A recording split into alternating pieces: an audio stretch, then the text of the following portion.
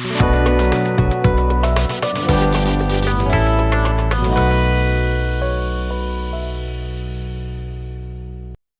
I'm doctor Satyasri, pulmonologist. Misuse of మెడిసిన్స్లో ఇంకోటి pain killers. ముఖ్యంగా కడుపు నొప్పికి కూడా చాలామంది బయట నుంచి పెయిన్ కిల్లర్స్ వాడతారు. అండ్ అది కడుపు నొప్పి యాంటీస్పాస్మోటిక్స్, బెరాల్గను, లేకపోతే లోప్రమైడ్ ఇలాంటి పేరుతో దొరుకుతాయి. ముఖ్యంగా లూజ్ మోషన్స్ వచ్చేటప్పుడు అయితే ఖచ్చితంగా ప్రజలు షాప్ నుంచి తీసుకుని 2-3 టాబ్లెట్స్ వేసుకుంటారు, తగ్గుతుంది కూడా.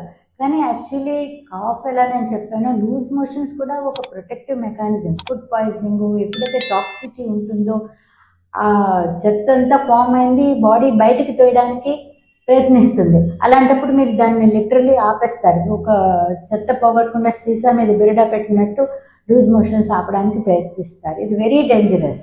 అట్లాగే అసలు డయాగ్నోసిస్ తెలియకుండా మామూలుగా అదే అపెండిసైటిస్ అవ్వచ్చు, లేదా ఎక్టోపిక్ ప్రెగ్నెన్సీ అంటారు. అంటే ప్రెగ్నెన్సీ వేరే చోట మన గర్భాశయంలో కాకుండా ప్రెగ్నెన్సీ ఉన్నప్పుడు అది కూడా బర్స్ట్ అయి పెయిన్ రావచ్చు. So many reasons are there.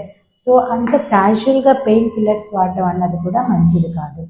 So ఏదైనా సరే you have to be extremely careful to prevent the complications. ఎందుకంటే నేను చాలాసార్లు చూశాను ప్రజలు, ముఖ్యంగా ఎక్టోపిక్ ప్రెగ్నెన్సీలోని అపెండిసైటిస్ బర్స్ట్ అయ్యి పెరిటోనైటిస్ వచ్చేసి అలాంటప్పుడు ఆ పెయిన్ కిల్లర్స్ వాడి అది కొంచెం ప్రొలాంగ్ చేసుకోవడం జరిగింది. ఆ ప్రాబ్లం అన్నమాట సర్జికల్గా మారింది. మెడికల్ ప్రాబ్లం సర్జికల్గా మారడం జరిగింది. So one has to be extremely careful. Thank you.